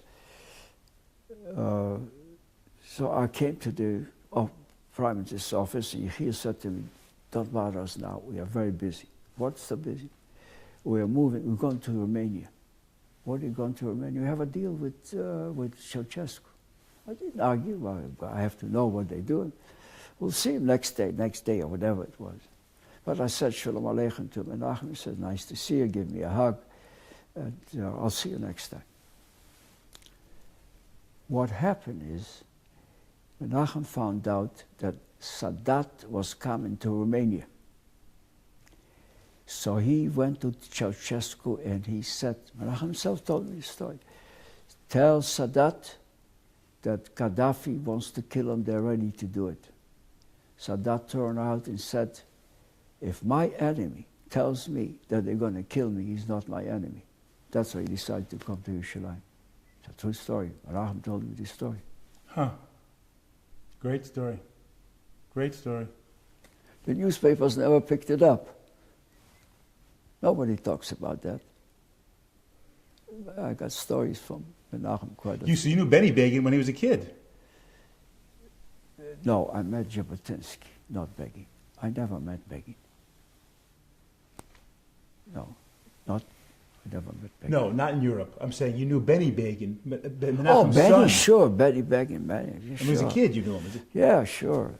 And his kids and his daughter-in-law and all this stuff. Sure, you're very very close. I was the first American that participated in the when he lived in Tel Aviv under the steps on Rehov Rubinstein, something like that. When I was the only American permitted to participate in the election committee for Menachem Begin. It was Azar Weizmann was there, Shamir was there, Yechid Kadeshai, all the Klei Kodesh of from the what they call it, Likud movement. And I came the first time. It's a cute story. When Menachem came to the United States, they had a biannual meeting of the OU. It took place in Washington. My wife and I came there. We waited for Menachem. He came in. We wanted to give him a drink of orange juice and things like that. And while we were walking from there, go to the main meeting, it lasted 6 hours. 3.5 hours, the people didn't let him go. He spoke. They stood on the table. And one of the participants on the OU was from the famous French families, Edward, famous wealthy French people, Jewish French people. Rothschild? Rothschild, Edward Rothschild, sitting with us. It's in the pictures. And a guy, we were walking, my wife and I, and Menachem, on this side, and his aide came out, Schumer. And the guy walks up with a picture of Menachem Begin. And he said, Mr. Begin, buy it. Menachem said, I don't have any American dollars. He turned around to the guide and he said, I was on the same plane with you. So I took out $10 and gave the artist the picture, schmatte picture. Or tore it out later. Menachem said, I'm sorry, it was still at that time were lira, not shekel. It was 8 lira to the dollar. And Menachem Begin, when you come to Israel, tell Allah, she'll give you them. I said, what are you talking about? I didn't pay attention to it. When I came to that meeting, the first thing Allah stopped me and said, by the way, there's a patek in here. It says, I owe Mark Hasten 80 shekel. Lira. Lira. I said, what are you talking about? And I can put it there, and I can't, you must take it. It's a true story. So he was not just an honest man politically, he was an honest man. Yeah, generally speaking. Many stories. When he came the first time as a prime minister of Israel to the United States, my sister-in-law and my brother was with him, and I was with some of his people. And my sister took him to one of the big stores in Midtown Manhattan. What's the name of this? Macy's? Macy's, not Macy's. The other big store on Fifth Avenue, Fifth Avenue. Sixth Avenue. Took her to buy clothing, shoes, and stocking because she was the wife's prime minister. And my sister-in-law said, to put it on my account. They put it on her account. Went to 1 month, 2 months. She never got a bill. She called up the Saks Fifth Avenue. Said it was paid the next day. Whatever it cost. That's honest. He was a tremendous individual, Menachem. Tremendous individual. I used to love to listen to his story. People said he was sick. He didn't have, whenever my wife and I come, he used to put on his, first of all, first thing he used to ask, how's your mother? He used to kiss her every time she came. His wife is in the same hospital my mother was, or my mother was in the same hospital, so I had a very close connection. And when he was Prime Minister, my brother met him in Los Angeles. In fact, he went on his plane from New York all the way to Los Angeles on a mission, Jewish mission. And when his wife was very sick already, he got a call that she's Nifter. And they came, it was to München already. And they couldn't find the doctor. The British physician was his heart specialist. And he walked in. Benny called. She died Friday night. And he said, the mother's Nifta. So the moment he came, he says, why did I leave her? Never forgive himself by leaving her before she died. That's kind of a man he was. He once said that the greatest thing that he ever did was not allowing the men on the Altalena to shoot back. No. He did not want a civil war. No. Oh, I know that. I was there. No, nobody couldn't carry guns, nothing. As a matter of fact, he said that you must all go into the military because some of us didn't want to go. A group of us, about a couple hundred, wound up in the what they call the brigade. The name of the brigade skipped my mind. Yours? Yeah. The Alexandroni Brigade. Alexandroni Brigade. Mm-hmm. And we went and signed up in Tel Aviv. We made our own dog tags. Mm-hmm. You know what my number was? It was 6 digits.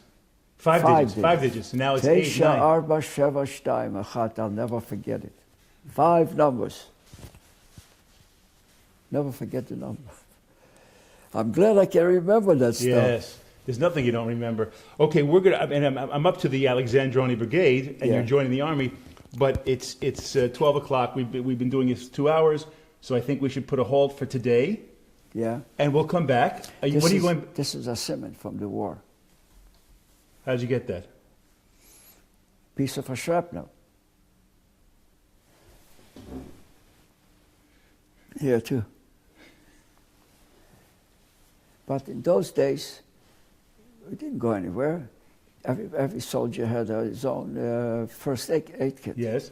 Put it together. Back to the trenches. We were we were around by Chatzrim, the Fallujah. We were surrounded, what's his name? Captain Nasser with his 3,000 soldiers.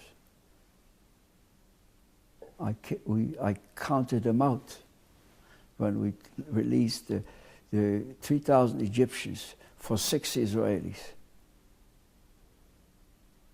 The Israelis were captured by the Egyptians in Sde-Boker. They were mine layers. And so I touched Nasser too. Before I got into the bus like this, I give him a push-up. It's okay, it's a lot of fun. This also is here. See that? Also from a shrapnel. Mm-hmm. See that? Mm-hmm. What did we put on? When are you going back to the States? I have to go back on tour business.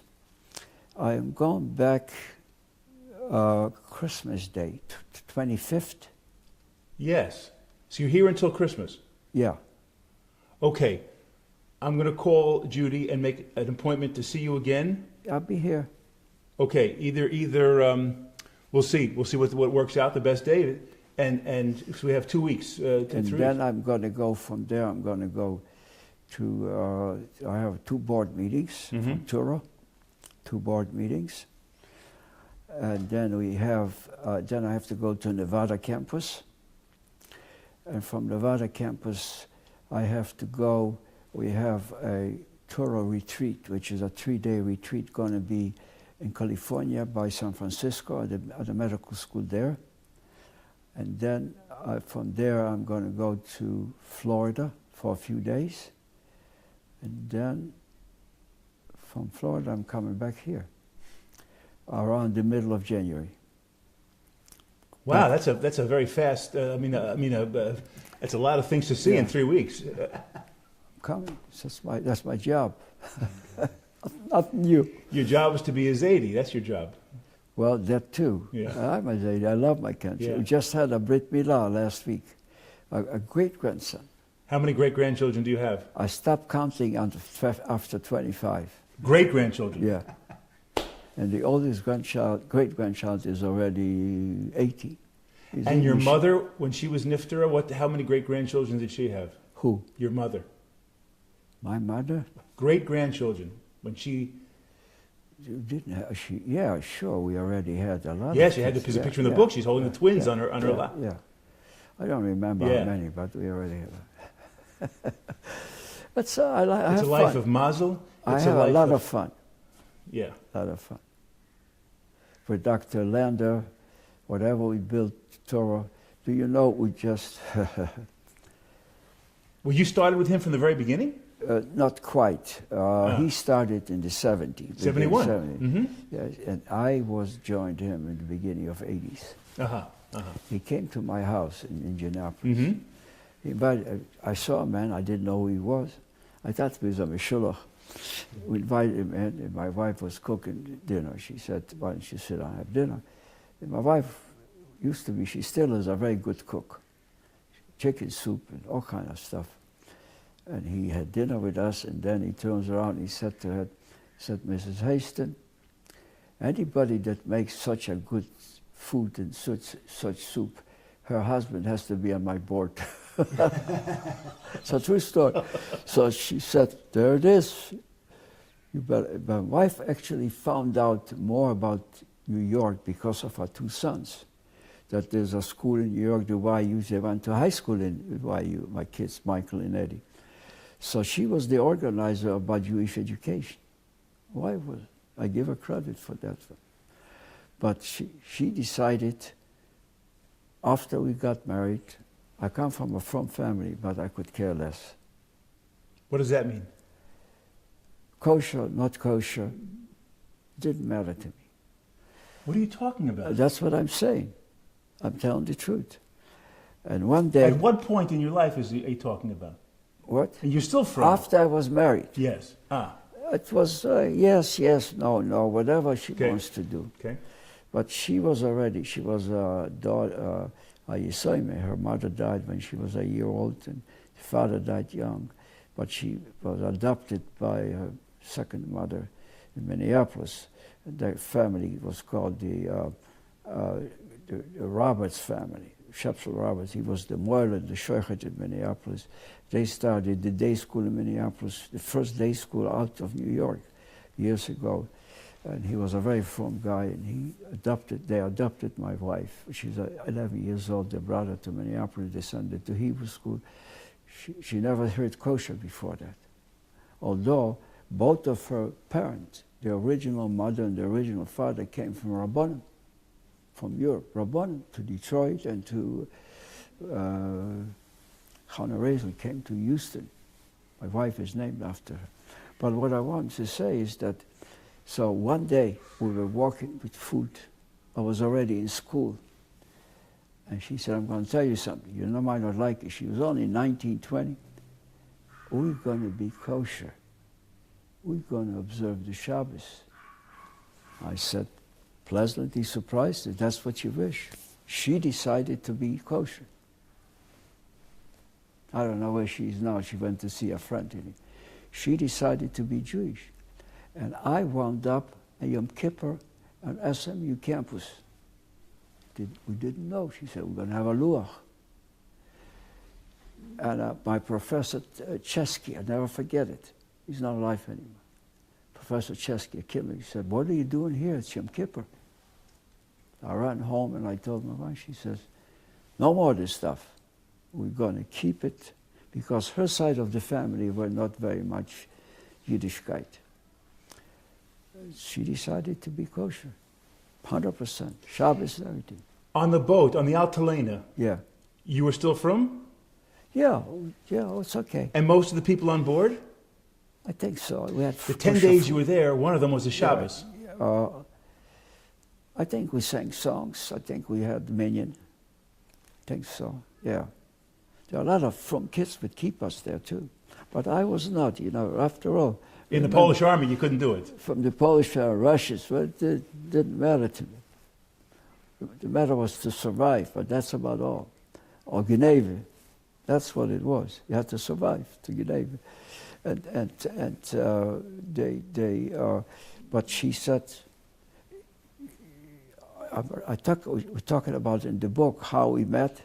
I'm not up to that chapter yet. I'm not up to that chapter. You didn't read it? Not yet. I'm reading it as we go. A lot of stuff. Yeah, yeah. You got to read it. Yeah, yeah. Okay. But even if we stopped the interview, I'd finish reading this book because it's so fascinating. It's so fascinating. You know, I'll tell you this story a little bit. We met. It was a shidduch. My parents knew before I did, and they told they have a son. Oh, do I have a son in Canada? You know. So she decided summer to come to Canada to meet me. 2 weeks later, we said we're going to get married. How'd you know so fast? Because we liked each other. But you had girlfriends. I mean, it's not like you, I mean, that doesn't. So what? We liked each other. I was very, how should I say, you know, very. I hired a place for her to stay.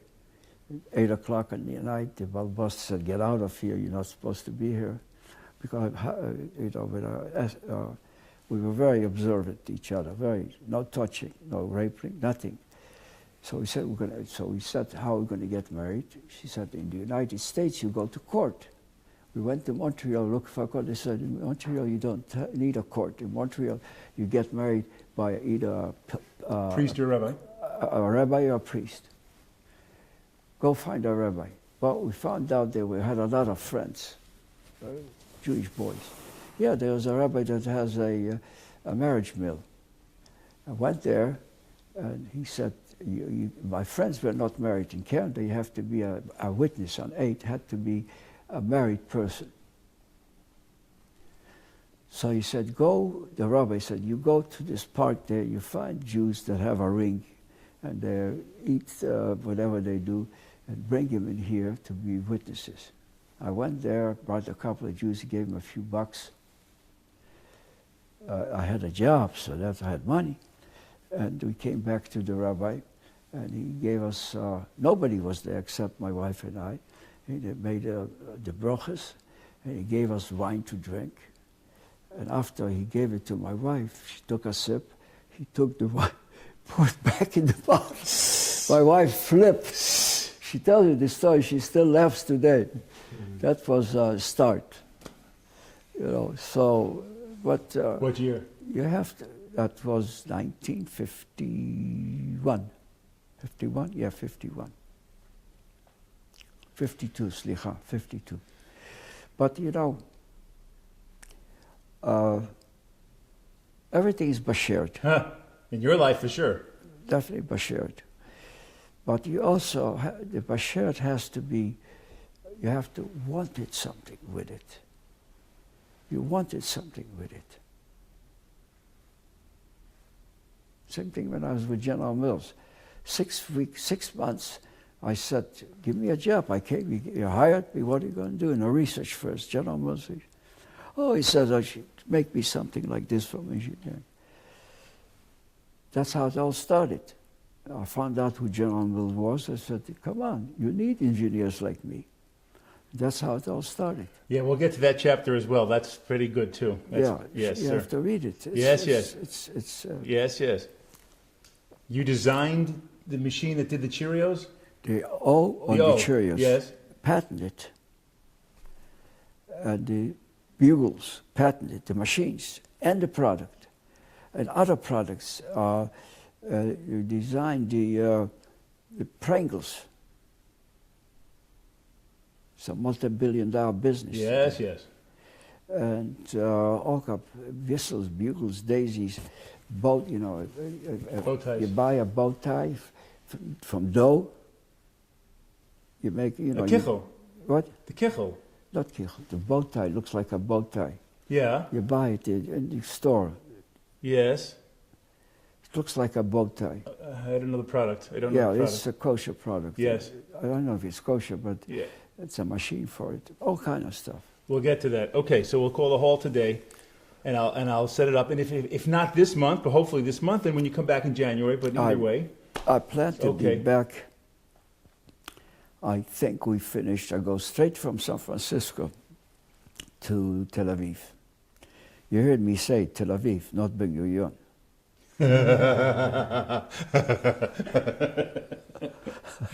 Which is the truth.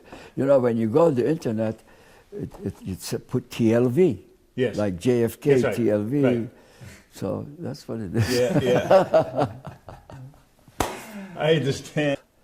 Was from Krakow. There was a big revolt there. The farmers had a revolt.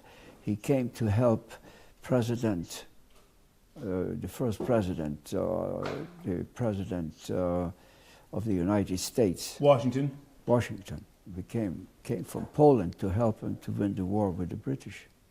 Yeah, Oh, Kosciuszko. Kosciuszko. Kosciuszko. Tadeusz Kosciuszko. And how do I know that name? Because there's a bridge in New York, the Kosciuszko Bridge. Yeah, that's right, Kosciuszko.